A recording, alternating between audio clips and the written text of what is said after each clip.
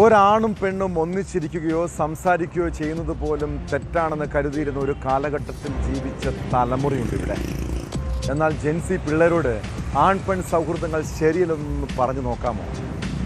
വിവാഹത്തിന് മുൻപ് പുരുഷനും സ്ത്രീയും ഒന്നിച്ച് താമസിക്കുന്നതും കെട്ടിപ്പിടിക്കുന്നതും സദാചാര പ്രശ്നമായി കണ്ടിരുന്ന നമുക്ക് പുതിയ തലമുറയുടെ രീതിയെ അംഗീകരിക്കാൻ കഴിയില്ല. പ്രത്യേകിച്ച് ആൺ സുഹൃത്തുക്കൾ താമസിക്കുന്ന വീട്ടിൽ ഒരു പെൺകുട്ടി പോകുന്നതിലെ അപകടത്തെക്കുറിച്ച് അവരോട് പറഞ്ഞാലും അതേക്കുറിച്ച് അവർ മനസ്സിലാക്കണമെന്നില്ല. എന്നാൽ ഏത് കാലഘട്ടത്തിലാണെങ്കിലും അതിൽ കെണിയുണ്ടെന്ന് പുതിയ തലമുറ തിരിച്ചറിയണം. ബംഗളൂരുവിൽ പഠിക്കുന്ന മലയാളി പെൺകുട്ടി നേരിട്ട ദുരനുഭവം നമ്മുടെ കുട്ടികൾ അറിഞ്ഞിരിക്കേണ്ടതാണ്.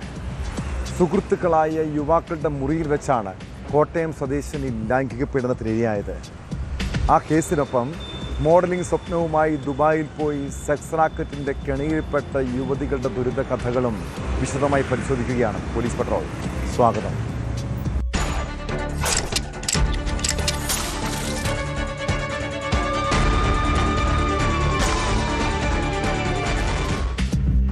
ഉന്നത വിദ്യാഭ്യാസത്തിന് വേണ്ടി കേരളത്തിന് പുറത്തു പോകുന്ന മക്കളെക്കുറിച്ച് മാതാപിതാക്കൾക്ക് വലിയ സ്വപ്നങ്ങളുണ്ടാകും, അതുപോലെ തന്നെ ആശങ്കയും. പ്രത്യേകിച്ച് പെൺകുട്ടികളുടെ കാര്യത്തിലാണെങ്കിൽ അച്ഛനമ്മമാരുടെ അതീവ ശ്രദ്ധയും ജാഗ്രതയും വേണ്ട കാലമാണ്. സൗഹൃദം നടിച്ച് അവരെ കെണിയിൽ വീഴ്ത്താൻ പല സംഘങ്ങളുമുണ്ട്. ബംഗളൂരുവിൽ മലയാളിയായ പെൺകുട്ടിക്ക് നേരെയുണ്ടായ അതിക്രമം ആശങ്കയോടെ കാണേണ്ടതാണ്. പഠനത്തോടൊപ്പം പാർട്ട് ടൈം ജോലി ചെയ്തിരുന്ന കോട്ടയം സ്വദേശിനി സുഹൃത്തുക്കളുടെ മുറിയിൽ വെച്ചാണ് പീഡനത്തിനിരയായത്. സംഭവത്തിൽ വയനാട് സ്വദേശി ഹൈനസിനെതിരെ പോലീസ് കേസെടുത്തു. പിറ്റേ ദിവസം മടിവാള സ്റ്റേഷനിലെത്തി പരാതി നൽകിയിട്ടും പോലീസ് കേസെടുക്കാൻ തയ്യാറായില്ലെന്നും വെർജിനാണോ എന്ന് ചോദിച്ച് അവമാനിച്ചെന്നും പെൺകുട്ടി ആരോപിക്കുന്നു. നിങ്ങളുടെ കുട്ടികൾ മൊബൈൽ ഫോണിനും ടി-വിക്കും അടിമകളാണോ? ഫോൺ കിട്ടിയില്ലെങ്കിൽ പൊട്ടിത്തെറിക്കുന്നവരാണോ? എങ്കിൽ സൂക്ഷിക്കണം കേട്ടോ. ഇക്കാലത്ത് വിദ്യാർത്ഥികൾക്കിടയിൽ സ്ക്രീൻ അഡിക്ഷൻ വെറുമൊരു ശീലമല്ല, തലച്ചോറിൽ രാസമാറ്റങ്ങൾ വരുത്തുന്ന ഒരു ക്ലിനിക്കൽ അവസ്ഥയായി ഇത് മാറിക്കഴിഞ്ഞു. ഇതവരെ ആത്മഹത്യാ പ്രവണതയിലേക്കോ കടുത്ത വിഷാദത്തിലേക്കോ നയിക്കാം. പാലക്കാട് മുതുകുറിശ്ശിയിൽ 12-കാരൻ ജീവനൊടുക്കിയ സംഭവത്തെ അതീവ ഗൗരവമായി കാണണം. സഹോദരൻ ടിവിയുടെ റിമോട്ട് നൽകാത്തതിൽ മനം നൊന്താണ് പ്രദോഷ് എന്ന 6ാം ക്ലാസ്സുകാരൻ ആത്മഹത്യ ചെയ്തത്.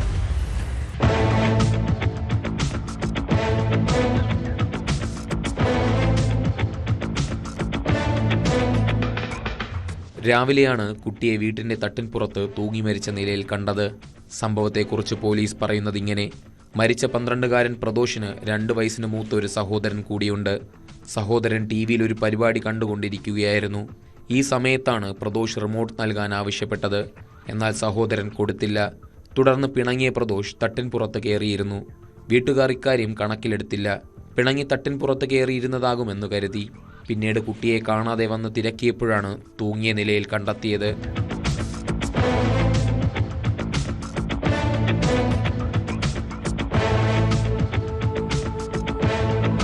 പ്രദോഷിനെ ഉടൻ ആശുപത്രിയിൽ എത്തിച്ചെങ്കിലും ജീവൻ രക്ഷിക്കാൻ സാധിച്ചില്ല. കുട്ടിക്ക് മറ്റ് പ്രശ്നങ്ങളൊന്നും ഉണ്ടായിരുന്നില്ലെന്നാണ് ബന്ധുക്കളും വീട്ടുകാരും പറയുന്നത്. പഠിക്കാൻ മിടുക്കനായ കുട്ടിയായിരുന്നു പ്രദോഷ്. അസ്വാഭാവിക മരണത്തിന് കേസെടുത്താണ് സംഭവത്തിൽ പോലീസ് അന്വേഷണം നടത്തുന്നത്.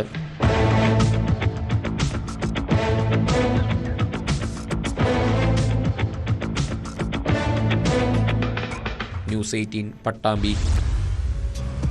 ദാമ്പത്യ തകർച്ചയും ബന്ധങ്ങളിലെ വിള്ളലും പലരുടെയും ജീവിതം തന്നെ തകർക്കാറുണ്ട്. ഇങ്ങനെയാണ് മാനസിക പിരിമുറുക്കവും ആത്മഹത്യാ പ്രവണതയും ഉണ്ടാകുന്നത്. കോഴിക്കോട് പേരാമ്പ്രയിലെ സോന എന്ന യുവതി ജീവനൊടുക്കാൻ തീരുമാനിച്ചത് ഭർത്താവുമായുള്ള പ്രശ്നങ്ങളെ തുടർന്നാണ്. അതിനായി അവൾ ദിവസങ്ങളുടെ ആസൂത്രണം നടത്തി കാണണം. അപകടത്തിന് മുൻപ് കന്നാസിൽ പെട്രോൾ വാങ്ങിയത് എല്ലാം തീരുമാനിച്ചുറപ്പിച്ചാണ്. രജിനുമായുള്ള വാക്ക് തർക്കത്തെ തുടർന്ന് മനം നൊന്ത് സോന ആത്മഹത്യ ചെയ്തിരിക്കാമെന്നാണ് പോലീസ് കണ്ടെത്തൽ. കാറിന് തീപിടിച്ചതിൽ ഭർത്താവ് രജിൻ ലാലിന് പങ്കില്ലെന്നാണ് പ്രാഥമിക അന്വേഷണത്തിൽ മനസ്സിലായത്.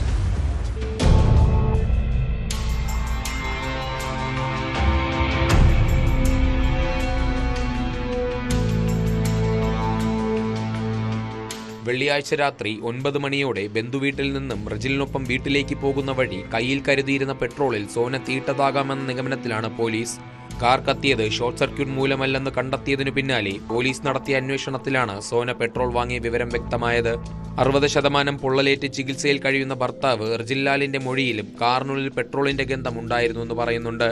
ബന്ധുവായ യുവതിക്കൊപ്പം പേരാമ്പ്രയിലെത്തിയ സോന കന്നാസിൽ പെട്രോൾ വാങ്ങുന്നതിന്റെ ദൃശ്യങ്ങൾ പോലീസിന് ലഭിച്ചതാണ് കേസിൽ വഴിത്തിരിവായത്. കാറിനുള്ളിൽ പെട്രോൾ ഒഴിച്ച് തീ കൊളുത്തിയതിൽ ഭർത്താവ് റിജിലിന് പങ്കില്ലെന്ന നിഗമനത്തിലാണ് പോലീസ് എത്തിച്ചേരുന്നത്. ഭർത്താവുമായുള്ള വാക്കുതർക്കത്തെ തുടർന്ന് മനംതൊന്ന് സോന കാറിനുള്ളിൽ വെച്ച് സ്വയം തീട്ടതാകാമെന്നാണ് സംശയം.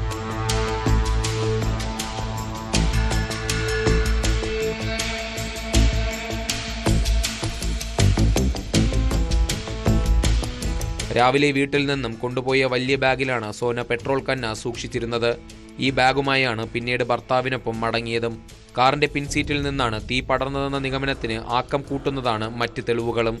ഡ്രൈവിംഗ് സീറ്റിലായിരുന്ന റിജിൻലാലിന്റെ ശരീരത്തിന്റെ പിൻഭാഗത്താണ് കൂടുതൽ പൊള്ളലേറ്റത്. കൂടാതെ സോന വാങ്ങിയ പെട്രോൾ ക്യാനിന്റെ മൂടി കാറിന്റെ ഉള്ളിൽ നിന്നും പോലീസ് കണ്ടെടുത്തിട്ടുമുണ്ട്. താൻ അനുഭവിക്കുന്ന മാനസിക വിഷമങ്ങൾ സോന ബന്ധുവായ യുവതിയോട് പറഞ്ഞിരുന്നു. എന്നാൽ ഭർത്തൃവീട്ടിൽ സോന സന്തോഷവതിയായിരുന്നെന്നും മറിച്ചുള്ള ആരോപണങ്ങൾ അടിസ്ഥാനരഹിതമാണെന്നുമാണ് റജിന്റെ കുടുംബത്തിന്റെ വാദം. അതേസമയം മകൾ ഒരിക്കലും ആത്മഹത്യ ചെയ്യില്ല എന്ന ഉറച്ച നിലപാടിലാണ് സോനയുടെ കുടുംബം. സോന പെട്രോൾ വാങ്ങിയിട്ടുണ്ടെങ്കിൽ അത് റിജിൻലാലിന്റെ നിർബന്ധം മൂലമാകുമെന്നാണ് ഇവർ പറയുന്നത്. ആശുപത്രിയിൽ കഴിയുന്ന റിജിൻലാലിൽ നിന്നും വീണ്ടും പോലീസ് വിശദമായ മൊഴി രേഖപ്പെടുത്തും. ഇതിനുശേഷമേ എന്താണ് സംഭവിച്ചെന്നതിൽ അന്തിമ സ്ഥിരീകരണം ഉണ്ടാകൂ.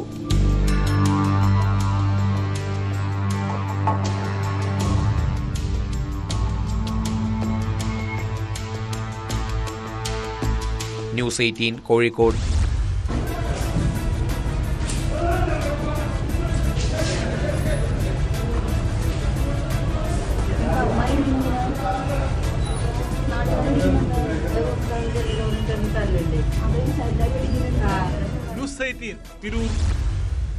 രാഷ്ട്രീയ കൊലപാതകങ്ങൾ നടത്തുന്നവർക്ക് വീരപരിവേഷം, അവർക്ക് ജയിലുകളിൽ VIP പരിഗണന, പിന്നീട് ആവശ്യത്തിന് പരോളും. ഇടതു സർക്കാരിൻ്റെ കാലത്ത് കൊലയാളി സംഘത്തിന് പല വഴിവിട്ട സഹായങ്ങളും നൽകിയിട്ടുണ്ട്. LDF സർക്കാർ അധികാരമൊഴിയും മുൻപ് പെരിയ ഇരട്ടക്കൊലക്കേസിലെ പ്രതികൾക്ക് കൂട്ടപ്പരോൾ അനുവദിച്ച നടപടി വലിയ വിവാദമായിരിക്കുകയാണ്. സംഭവത്തിൽ അടിയന്തര റിപ്പോർട്ട് നൽകാൻ ആഭ്യന്തരമന്ത്രി രമേശ് ചെന്നിത്തല നിർദ്ദേശം നൽകി. അതിനിടെ കേസിലെ ഗൂഢാലോചനയിൽ പുനരന്വേഷണം ആവശ്യപ്പെട്ട് കൊല്ലപ്പെട്ടവരുടെ കുടുംബം രംഗത്തെത്തി. പ്രതികളെ അതീവ സുരക്ഷാ ജയിലിലേക്ക് മാറ്റണമെന്നാവശ്യപ്പെട്ട് മുഖ്യമന്ത്രിയെയും ആഭ്യന്തരമന്ത്രിയെ നേരിൽ കാണാനാണ് ബന്ധുക്കളുടെ തീരുമാനം. അതേസമയം ജയിൽ ഉപദേശക സമിതി പിരിച്ചുവിടണമെന്നാവശ്യപ്പെട്ട് കോൺഗ്രസും രംഗത്തെത്തി.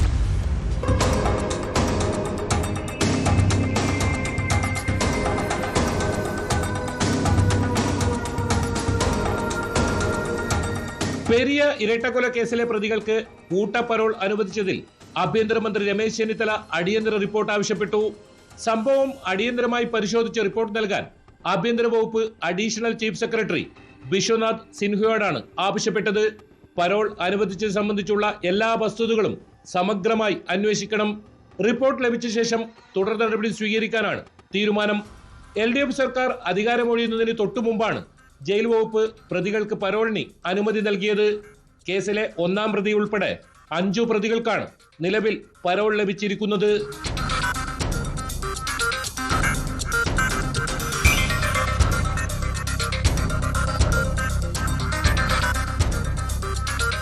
അതേസമയം ഇരട്ടക്കൊലക്കേസിലെ ഗൂഢാലോചനയിൽ പുനരന്വേഷണം ആവശ്യപ്പെട്ട് കൊല്ലപ്പെട്ടവരുടെ കുടുംബം രംഗത്തെത്തി. ശരത് ലാലിനെയും കൃപേഷിനെയും കൊലപ്പെടുത്തിയ കേസിലെ പ്രതികൾക്ക് കൂട്ടപ്പരോൾ ലഭിച്ചതിന് പിന്നാലെയാണ് കുടുംബത്തിന്റെ പ്രതികരണം. കേസിൽ CBI കോടതി പ്രതികളെ കുറ്റക്കാരെന്ന് കണ്ട് ഇരട്ട ജീവപര്യന്തം ശിക്ഷിച്ചപ്പോഴും ഗൂഢാലോചനയിൽ കണ്ണികളായവർ പുറത്താണ്. അവരെ കൂടി നിയമത്തിന് മുന്നിൽ കൊണ്ടുവരാൻ പുനരന്വേഷണത്തിലൂടെ മാത്രമേ സാധിക്കൂവെന്നും കുടുംബം പറയുന്നു.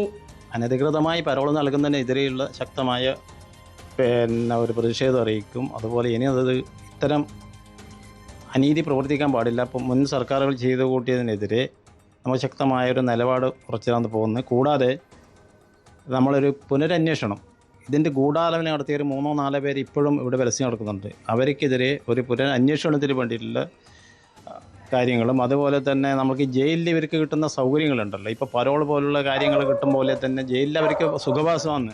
ആവശ്യങ്ങൾ ഉന്നയിച്ച് മുഖ്യമന്ത്രി VD സതീശനെയും ആഭ്യന്തരമന്ത്രി രമേശ് ചെന്നിത്തലയെയും നേരിട്ട് കാണാനാണ് കുടുംബത്തിന്റെ തീരുമാനം.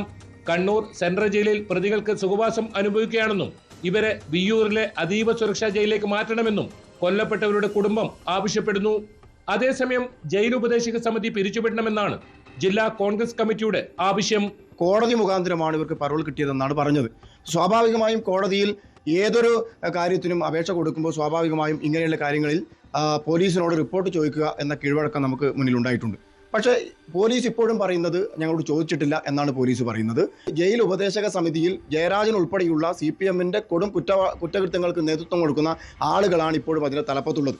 അടിയന്തരമായി ഗവൺമെന്റ് ചെയ്യേണ്ടത് ജയിൽ ഉപദേശക സമിതി പിരിച്ചുവിട്ട് അതിനകത്ത് സത്യസന്ധമായി നീതിയുക്തമായി നിലപാടെടുക്കാൻ കഴിയുന്ന ആളുകളെ നിയമിക്കുക എന്നുള്ളതാണ്. നേരത്തെ ഈ കേസിൽ പുനരന്വേഷണം ആവശ്യപ്പെട്ട് ഇരുവരുടെയും ബന്ധുക്കൾ ഹൈക്കോടതിയെ സമീപിക്കുമെന്ന് സൂചന ഉണ്ടായിരുന്നു. CBI അന്വേഷണം പ്രോസിക്യൂഷൻ എതിർത്തതുപോലെ ഇക്കാര്യത്തിലും LDF സർക്കാർ മുന്നോട്ടു പോകുമെന്ന ആശങ്കയുണ്ടായതിനാൽ കോടതിയെ സമീപിച്ചില്ല. UDF സർക്കാർ അധികാരത്തിൽ വന്നതോടെ തങ്ങളുടെ പ്രയാസം മുഖ്യമന്ത്രിയും ആഭ്യന്തരമന്ത്രിയും മനസ്സിലാക്കുമെന്നാണ് ഇവരുടെ പ്രതീക്ഷ.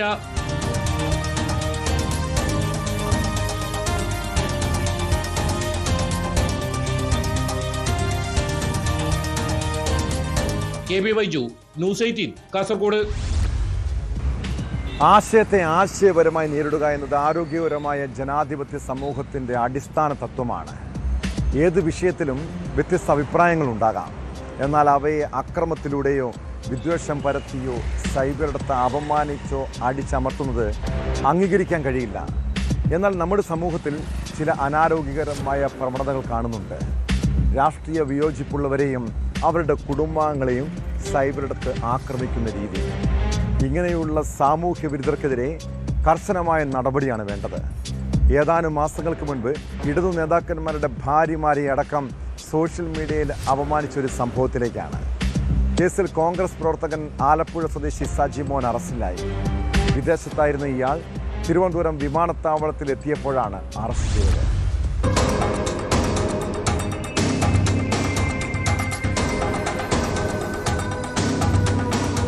DYFI അഖിലേന്ത്യാ പ്രസിഡന്റ് AA റഹീമിനെയും ഭാര്യയെയും സമൂഹ മാധ്യമങ്ങളിലൂടെ അപമാനിച്ച കേസിലാണ് പ്രവാസി മലയാളി അറസ്റ്റിലായത്.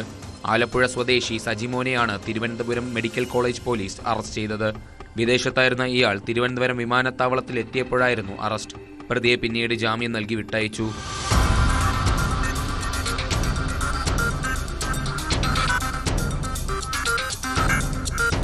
സ്ത്രീത്വത്തെ അപമാനിച്ച ഉൾപ്പെടെയുള്ള കുറ്റം ചുമത്തി ഇയാൾക്കെതിരെ മെഡിക്കൽ കോളേജ് പോലീസ് കേസെടുത്തിരുന്നു. റഹീമിന്റെയും ഭാര്യയുടെയും ചിത്രങ്ങൾ സഹിതമായിരുന്നു സജിമോന്റെ പോസ്റ്റ്.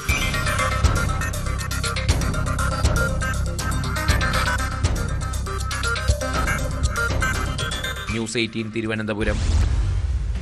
കേരളത്തിൽ ആരാധനാലയങ്ങൾ കേന്ദ്രീകരിച്ച് മോഷണം തുടർക്കഥയാവുകയാണ്. കണ്ണൂരിൽ ക്ഷേത്രത്തിലെ സുരക്ഷാ ജീവനക്കാരനെ പൂട്ടിയിട്ട് കവർച്ച നടത്തിയതാണ് ഒടുവിലത്തെ സംഭവം. ക്ഷേത്ര ഭണ്ഡാരങ്ങളും വഴിപാട് കൗണ്ടറും മോഷ്ടാവ് തകർത്തു. ചാലാട് ശ്രീധർമ്മശാസ്ത്ര ക്ഷേത്രത്തിൽ പുലർച്ചെ 1 മണിയോടെയാണ് കവർച്ച നടന്നത്.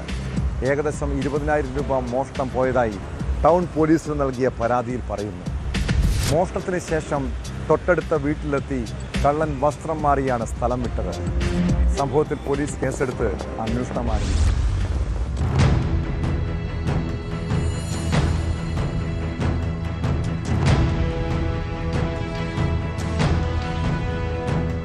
ക്ഷേത്രത്തിന്റെ മുൻവശത്തെ ഗേറ്റ് തകർത്തകത്ത് കയറിയ മോഷ്ടാവ് അകത്തെ മുറിയിലുണ്ടായിരുന്ന ക്ഷേത്രം സെക്യൂരിറ്റി ജീവനക്കാരനെ പൂട്ടിയിട്ടാണ് മോഷണം നടത്തിയത്. പിക്കാസുമായി അകത്ത് കയറിയ മോഷ്ടാവ് നേരെ ക്ഷേത്രത്തിനകത്തെ വഴിപാട് കൗണ്ടറിന്റെ പൂട്ട് തകർത്ത് അകത്ത് കയറി. തുടർന്ന് മേശവലിപ്പ് കുത്തി തുറന്നായിരുന്നു വഴിപാടിന് ലഭിച്ച പണം ഉൾപ്പെടെ മോഷ്ടിച്ചത്. പിന്നീട് ചുറ്റമ്പലത്തിന്റെ പുറത്തുള്ള പ്രധാന ഭണ്ഡാരത്തിന്റെ പൂട്ട് തകർത്തെങ്കിലും പണം കവരാൻ സാധിച്ചില്ല. ഇതിനിടെ ക്ഷേത്രനടയിലെ പൂട്ടിയിട്ടിരുന്ന മേശയും കുത്തി തുറന്നു.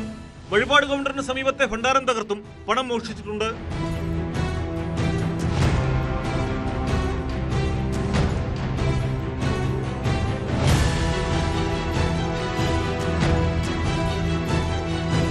ക്ഷേത്രത്തിന്റെ പിൻവശത്തുള്ള ഭണ്ഡാരത്തിന്റെ പൂട്ട് തകർക്കുന്നതിനിടെയാണ് സെക്യൂരിറ്റി ജീവനക്കാരൻ മുറി തള്ളി തുറന്ന് പുറത്തെത്തിയത്.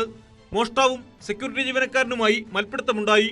ഒടുവിൽ ജീവനക്കാരനെ തള്ളിമാറ്റി മോഷ്ടാവ് പിൻവശത്തെ മതിൽ ചാടി രക്ഷപ്പെടുകയായിരുന്നു. മോഷ്ടാവിന്റെ 2 ടോർച്ചുകൾ ക്ഷേത്രത്തിനകത്ത് ഉപേക്ഷിച്ച നിലയിൽ കണ്ടെത്തി. മോഷണത്തിന് ശേഷം തൊട്ടടുത്ത വീട്ടിലെത്തി വസ്ത്രം മാറിയാണ് കള്ളൻ സ്ഥലം വിട്ടത്. ഫോറൻസിക് സംഘം സ്ഥലത്ത് തെളിവെടുപ്പ് നടത്തി. ASP അഭിഷേക് ഷിറ, ടൗൺ എസ്.ഐ ജിഷ്ണു തുടങ്ങിയവരും സ്ഥലത്തെത്തി പരിശോധന നടത്തി.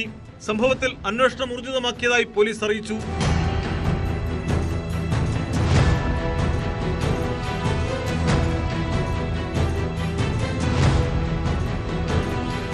ന്യൂസ് 18 കണ്ണൂർ.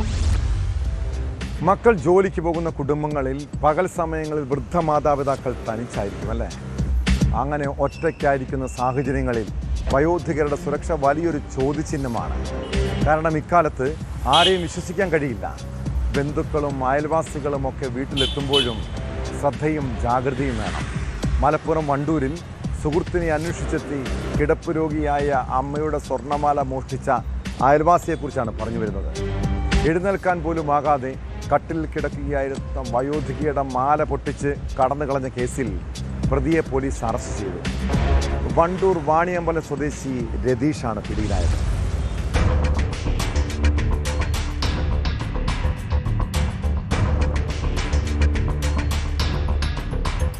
സുഹൃത്തിനെ കാണാനെന്ന വ്യാജേന വീട്ടിലെത്തി കിടപ്പ് രോഗിയായ വയോധികയുടെ കഴുത്തിൽ നിന്ന് സ്വർണ്ണമാല കവർന്ന കേസിലാണ് അയൽവാസിയെ വണ്ടൂർ പോലീസ് അറസ്റ്റ് ചെയ്തത്. വണ്ടൂർ വാണിയമ്പലം പൂത്രക്കോവിലെ ആർപ്പോയിൽ രതീഷിനെയാണ് അറസ്റ്റ് ചെയ്തത്. ബുധനാഴ്ച വൈകുന്നേരം 4:30യോടെയാണ് അയൽവാസിയും വീട്ടിലെ നിത്യസന്ദർശകനുമായ രതീഷ് വയോധികയുടെ വീട്ടിലെത്തിയത്. ഈ സമയം ഇവരുടെ മകൻ വീട്ടിലുണ്ടായിരുന്നില്ല. പിൻവശത്തെ വാതിൽ തുറന്നകത്ത് കിടന്ന രതീഷ് പരസഹായമില്ലാതെ എഴുന്നേൽക്കാൻ പോലും ആകാതെ കട്ടിലിൽ കിടക്കുകയായിരുന്ന വൃദ്ധയുടെ മാല പൊട്ടിച്ച് കടന്നു കളയുകയായിരുന്നു.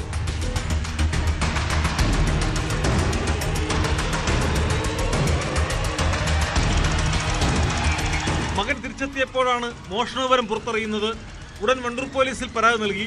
സമീപത്തെ CCTV ക്യാമറയിൽ പതിഞ്ഞ ദൃശ്യത്തിൽ നിന്നാണ് പ്രതിയെക്കുറിച്ച് സൂചന ലഭിച്ചത്. വൈകാതെ രതീഷിനെ വീടിന് സമീപത്തു നിന്ന് തന്നെ പിടികൂടി.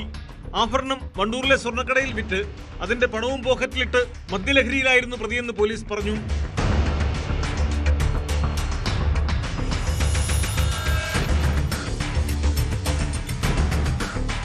ന്യൂസ് 18 തിരൂർ. വിലപിടിപ്പുള്ള ആഭരണങ്ങളും രേഖകളും സൂക്ഷിക്കാൻ വീടുകളെക്കാൾ സുരക്ഷിതമായ ഇടമാണ് ബാങ്ക് ലോക്കറുകൾ എന്നാണ് പൊതുവെ പറയാറുള്ളത്. എന്നാൽ ലോക്കറുകളിൽ നിന്ന് സ്വർണം നഷ്ടപ്പെട്ടാലോ? അതിൻ്റെ ഉത്തരവാദിത്വം ബാങ്ക് ജീവനക്കാർക്ക് തന്നെയാണ്. കൊല്ലം പേരൂർ സർവീസ് സഹകരണ ബാങ്കിൽ ലോക്കറിൽ സൂക്ഷിച്ചിരുന്ന 48 പവൻ സ്വർണം കാണാതായ ഒരു സംഭവത്തിലേക്കാണ്. പേരൂർ സ്വദേശിനി ധന്യയാണ് ബാങ്കിനെതിരെ പരാതിയുമായി രംഗത്തെത്തിയിരിക്കുന്നത്. ബാങ്ക് അധികൃതരിൽ നിന്ന് വ്യക്തമായ വിശദീകരണം ലഭിച്ചില്ലെന്ന് കുടുംബം പറയുന്നു. നടപടി ആവശ്യപ്പെട്ട് ബാങ്കിന് മുന്നിൽ കുടുംബം സമരം ആരംഭിച്ചു. സംഭവത്തിൽ പോലീസ് അന്വേഷണം തുടരുകയാണ്.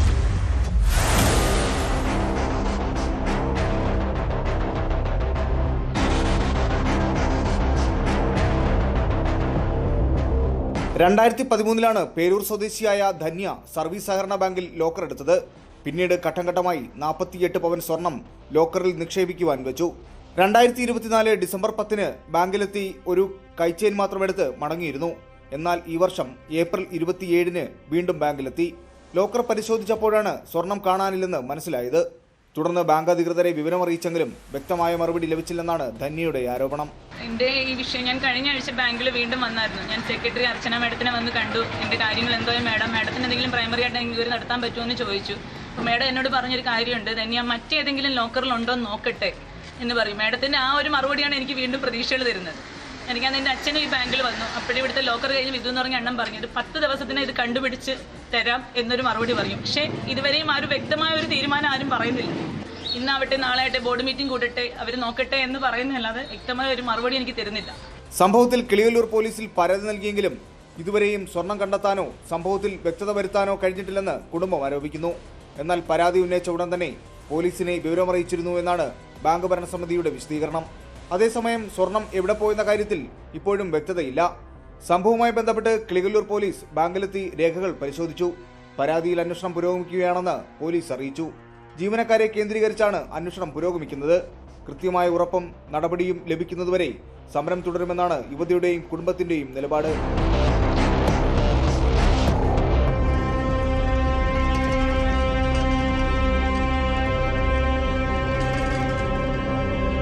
ന്യൂസ് 18 കൊല്ലം. കുറ്റകൃത്യങ്ങളുടെ മറ്റു ചില വാർത്തകൾ ചുരുക്കത്തിൽ. കൊല്ലത്ത് 7 വയസ്സുകാരൻ 13-കാരിയെ ലൈംഗികമായി പീഡിപ്പിച്ച കേസിൽ പ്രതിക്ക് 40 വർഷം കഠിന തടവും 2 ലക്ഷം രൂപ പിഴയും. പള്ളിത്തോട്ടം വെളിച്ചനഗർ സ്വദേശി അനീഷിനെയാണ് കൊല്ലം ഫാസ്റ്റ് ട്രാക്ക് സ്പെഷ്യൽ കോടതി ശിക്ഷിച്ചത്. 2019-ൽ നിരവധി ദിവസങ്ങളിലായി കുട്ടിയെ പീഡിപ്പിച്ചെന്നാണ് കേസ്. എറണാകുളം കിഴക്കമ്പലത്ത് ഭൂമി കൊടിയൊഴിപ്പിക്കലുമായി ബന്ധപ്പെട്ട പോലീസ് നടപടികളെ സംബന്ധിച്ച് സമഗ്രമായ അന്വേഷണം നടത്തി 3 ദിവസത്തിനകം റിപ്പോർട്ട് സമർപ്പിക്കാൻ ആഭ്യന്തരമന്ത്രി രമേശ് ചെന്നിത്തല വകുപ്പ് സെക്രട്ടറിക്ക് കത്ത് നൽകി. ആഭ്യന്തര വകുപ്പ് അഡീഷണൽ ചീഫ് സെക്രട്ടറി വിശ്വനാഥ് സിൻഹയ്ക്കാണ് നിർദ്ദേശം നൽകിയത്. കോഴിക്കോട് സിറ്റി പോലീസ് എംപ്ലോയീസ് സഹകരണ സൊസൈറ്റിയിൽ വായ്പയ്ക്ക് ജാമ്യം നിന്ന പോലീസുകാരന്റെ രേഖകൾ തിരുത്തി 1/4 കോടി രൂപ വായ്പയെടുത്ത് വഞ്ചിച്ചെന്ന പരാതിയിൽ വീണ്ടും അന്വേഷണം. 3 വർഷം മുൻപുണ്ടായ സംഭവത്തിൽ അഡീഷണൽ SP അന്വേഷണം നടത്തി കേസെടുക്കാൻ നിർദ്ദേശം നൽകിയെങ്കിലും തുടർ നടപടി ഉണ്ടായിരുന്നില്ല. പരാതിക്കാരൻ കഴിഞ്ഞ ദിവസം വീണ്ടും പരാതി നൽകിയതോടെയാണ് കേസെടുത്തത്. കൊൽക്കത്ത ആർജിക്കർ മെഡിക്കൽ കോളേജിൽ ജൂനിയർ ഡോക്ടർ ബലാത്സംഗത്തിനിരയായി കൊല്ലപ്പെട്ട കേസിൽ കൊൽക്കത്ത ഹൈക്കോടതി പുതിയ അന്വേഷണത്തിന് ഉത്തരവിട്ടു. ജോയിന്റ് ഡയറക്ടർ റാങ്കിലുള്ള ഉദ്യോഗസ്ഥന്റെ നേതൃത്വത്തിൽ CBI 3-അംഗ പ്രത്യേക സംഘം രൂപീകരിച്ച് അന്വേഷണം നടത്താനാണ് കോടതി നിർദ്ദേശിച്ചത്. ആരെയാണ് നിനക്ക് ഏറ്റവും ഇഷ്ടമെന്ന് കുട്ടികളോട് നമ്മൾ ചോദിക്കാറില്ലേ? അവരുടെ മറുപടി കൗതുകകരമായിരിക്കും അല്ലേ? ചിലപ്പോൾ ദൈവമാകാം, അച്ഛനും അമ്മയുമാകാം. കുറച്ചുകൂടി വലുതായി കൗമാരപ്രായത്തിലേക്ക് കടന്നാലോ പിന്നെ സുഹൃത്തുക്കളാണ് അവരുടെ ലോകം. കൂട്ടുകാർ പറയുന്നതാണ് കുട്ടികൾക്ക് ഏറ്റവും വിശ്വാസം. എന്നാൽ ഇക്കാലത്ത് സുഹൃത്തുക്കളെ എത്രത്തോളം വിശ്വസിക്കാൻ പറ്റും? ചുറ്റുമുള്ളവരെല്ലാം നന്മയുള്ളവരെന്ന് കരുതുന്നവരാണ് പുതിയ തലമുറ. എന്നാൽ ആരെയും കണ്ണടച്ച് വിശ്വസിക്കരുതെന്ന് മക്കളെ പറഞ്ഞു മനസ്സിലാക്കണം കേട്ടോ. ചിരിച്ചുകൊണ്ട് ചതിക്കുന്നവരാണ് പലരും, ചതിച്ചുകൊണ്ട് സ്നേഹിക്കുന്നവരും. അവർ നമ്മുടെ സ്വന്തക്കാരാകാം, സുഹൃത്തുക്കളാകാം. ഒരു വീഴ്ച വരുമ്പോൾ മാത്രമാണ് അങ്ങനെയുള്ള മനുഷ്യരെ തിരിച്ചറിയാൻ കഴിയൂ. അങ്ങനെയുള്ളവരെ ചിരിച്ചുകൊണ്ട് മറന്നേക്ക്. ഇതോടെ പോലീസ് പട്രോൾ പൂർണ്ണമാകുന്നു. നമസ്കാരം.